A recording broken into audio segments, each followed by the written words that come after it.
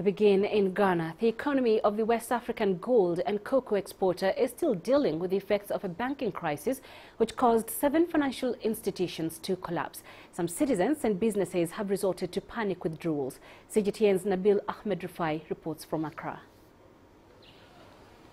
Raymond Dankwa lost his job when the Bank of Ghana declared his bank insolvent a year ago. He was the deputy manager of the now-defunct Capital Bank. I think we wouldn't have been here if those other firms at the BOG were doing their work. Like, we wouldn't be here because, you know, before you give a liquidity support to a bank, their law says that 9306 that you give them an advisor. Over 3,000 jobs have been lost since the Bank of Ghana declared 7 banks insolvent and withdrew their license. These were banks that were literally heading towards collapse. What would have happened if the Bank of Ghana had not intervened? All of those losses, jobs would have been lost anyway. So we came in to save those financial institutions from imminent disaster. The Bank of Ghana last year increased the minimum capital requirement from $25 million to $84 million. This was deemed necessary to boost stability in the financial system. But some policy analysts have reservations. Some of the banks obviously had issues, and the central bank haven't slept on the issues for quite a long time. Shouldn't have also abruptly decided to consolidate all the banks.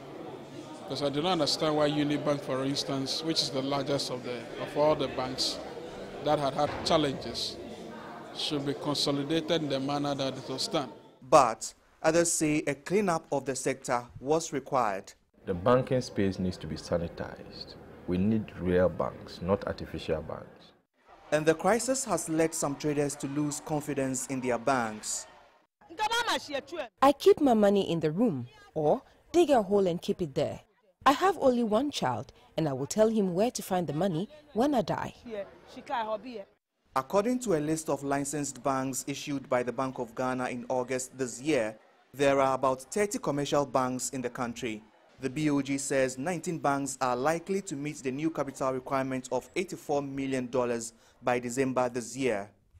Since the collapse of 7 indigenous banks in Ghana, confidence in the sector has been rocked. The central bank says its actions will restore stability. But some Ghanaians are now calling for sanctions for bankers involved in the crisis. Nabil Ahmed Rufai, CGTN, Accra, Ghana.